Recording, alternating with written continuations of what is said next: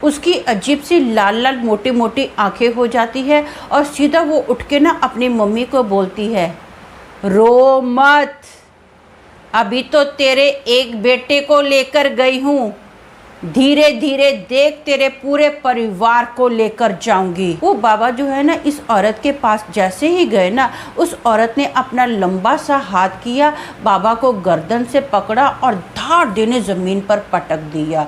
और देखते ही देखते वो जो औरत थी ना ज़मीन के अंदर समा गई। तो वो बाबा बोलते कि आपके घर पर तो एक चुड़ैल रहती है, ये जो चुड़ैल है ना बहुत ही भयानक डरावनी चुड़ैल है, ये बहुत ही खतरनाक है, मेरे बस का नहीं है कि मैं इसको भगाऊं।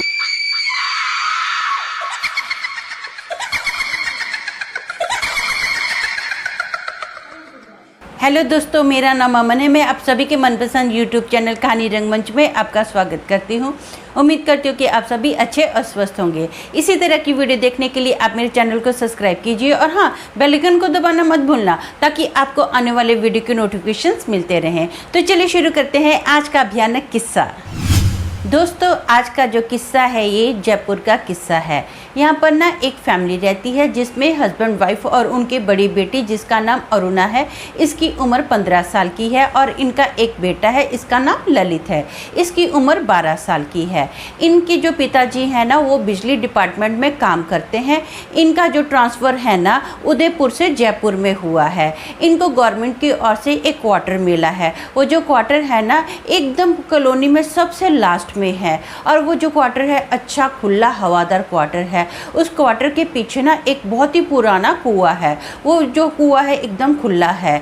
अब ना ये जो परिवार है बहुत ज़्यादा खुश होता है, जयपुर में आया है। जयपुर एक आपको पता है कि कितनी बड़ी सिटी है, बड़ी सिटी में आए हैं, अच्छे अच्छे स्कूल में बच्चों का जो है एडमिशन होता है, तो पूरी फैमिली बहुत खुश होती है, सब कुछ अच्छे से चल रहा होता है। लेकिन एक महीने के बाद ना इनके फैमिली में अजीब अजीब सा कुछ होने लग जाता है।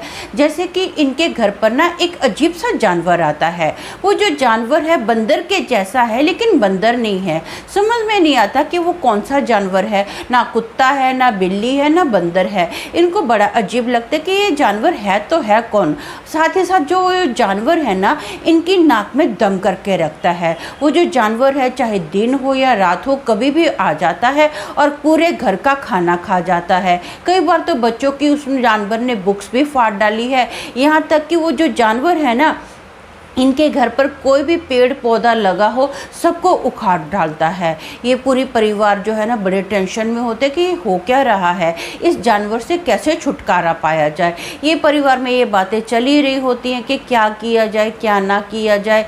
जानवर किसी भी वक्त आ जाता है, यहाँ तक कि छत पर जितने भी कपड़े सुखाने को डाले गए होते हैं ना सब कपड़ों को भी फाड़ डालता है। तो फैमिली इस जानवर से छुटकारा पाने के बारे में सोच ही रही होती है ना।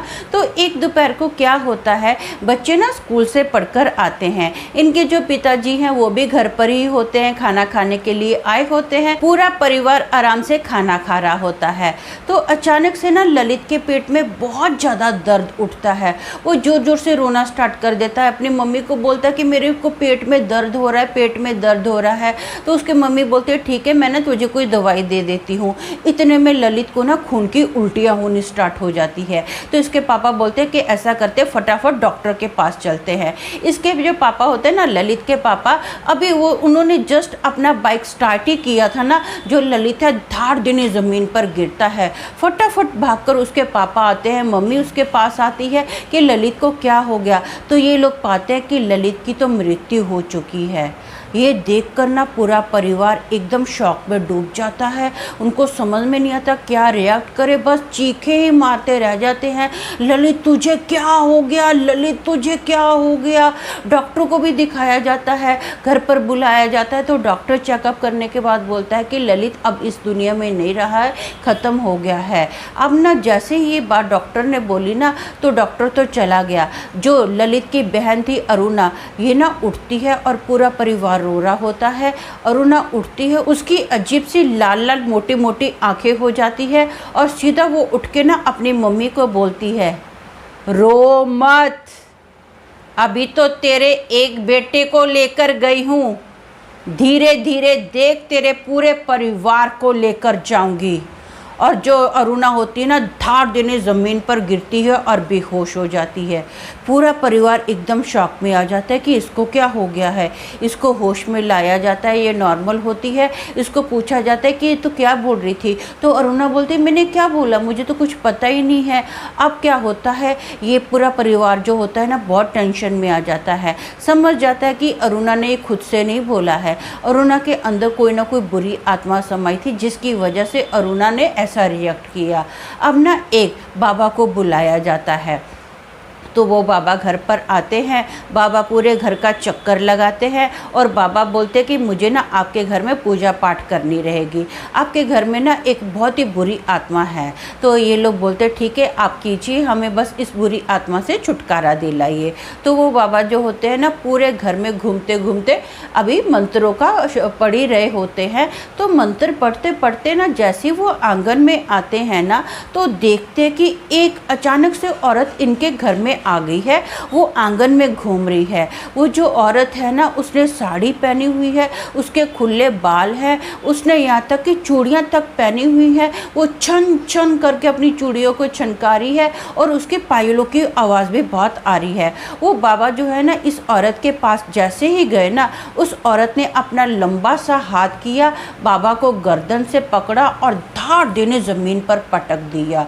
और देखते ही देखते वो जो औरत थी ना ज़मीन के अंदर समा गई। अरुणा के जो पिताजी थे वो फटाफट भागकर उस बाबा के पास आए और उनको पूछते कि आप ठीक हो, आप ठीक हो।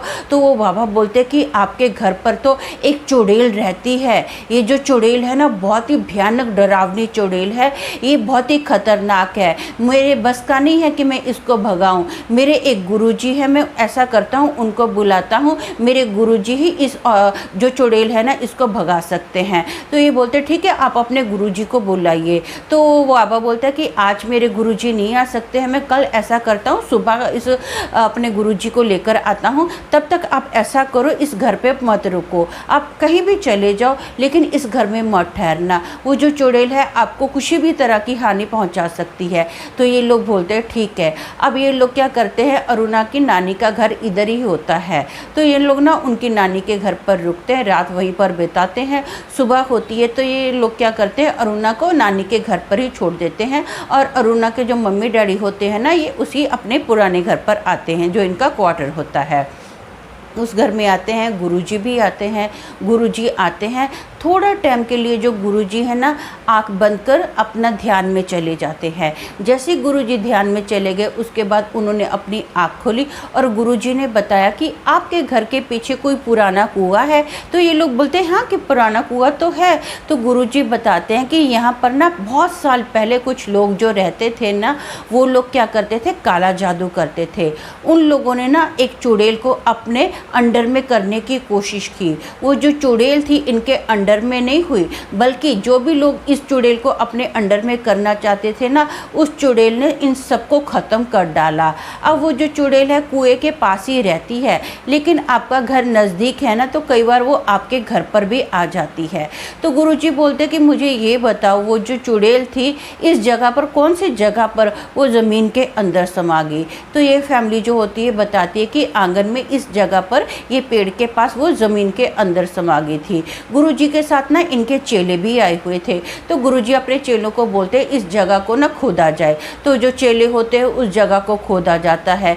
जैसे उस जगह को खोदा जा रहा है ना, तो ज़मीन के अंदर से ना अजीब अजीब सी आवाज़ें आ रही हैं, किसी के चीखने की, चिल्लाने की आवाज़ आ रही है। अब जैसी ज़मीन को खोदा गया ना, तो ये लोग देखते हैं कि ज़मीन के अंदर एक अजीब सा प्राणी है, जो मैंने बताया था ना कि बंदर जैसा दिख रहा है। तो गुरुजी के चेले क्या करते हैं, फटाफट उसके ऊपर जाल डालते हैं और उसको ज़मीन के अंदर से निकाला जाता है। जैसे ही उस जानवर को ज़मीन के अंदर से निकाला गया ना, तो गुरुजी बोलते हैं कि ऐसा करो, इसको कुएं के पास लेकर जाओ और इसके ऊपर केरोसिन डालो और इसको जला डालो। अब ऐसा ही होता है। अब ना जैसे ही उस जानवर के ऊपर केरोसिन डाला जाता है, उसको आग लगाई जाती है, वो जो जानवर है ना वैसे ही एक चुड़ैल का रूप धारण कर लेता है। उसकी बड़ी बड़ी मोटी मोटी आंखें हैं, यहाँ तक कि ऐसा लग रहा है कि जैसे उसकी आंखों में से खून निकल रहा है, उसके मुंह से भी खून निकल रहा है। उसके जो हाथ होते हैं ना पूरे खून से सने हुए होते हैं और वो जो चुड़ैल है ना जोर जोर से चीखें मार रही है। जैसे जैसे उसका शरीर जलता जा रहा है वो चीख रही है, चिल्ला रही है। और जो गुरुजी है ना कंटिन्यू मंत्र पढ़ते जा रहे हैं, उन्होंने एक भी सेकंड अपना मुंह बंद नहीं किया। कंटिन्यू वो जो है ना मंत्र पढ़ते जा रहे हैं। वो जो चुड़ैल है ना जैसे ही पूरी तरह जल के राख बन गई ना, तो गुरुजी ने अपने चेलों को बोला कि फटाफट इसकी जो राख है ना कुएं के अंदर डाली जाए। वो उसकी राख जो चुड़ैल की थी कुएं के अंदर डाली गई और जो कुआं था हमेशा के लिए ना उसको बंद किया गया। गुरुजी ने क्या किया, मंत्र पढ़ा और उस कुएं को हमेशा के लिए बंद कर दिया। और गुरुजी ने इन लोगों को बोला, अरुणा के मम्मी डैडी को, कि अब टेंशन की कोई बात नहीं है, ये जो चुड़ैल है इस घर में कभी नहीं आएगी। ये हमेशा के लिए मैंने इस चुड़ैल को यहाँ पर दफन कर दिया है। अब ये चुड़ैल आपका कुछ भी नहीं बिगाड़ सकती है।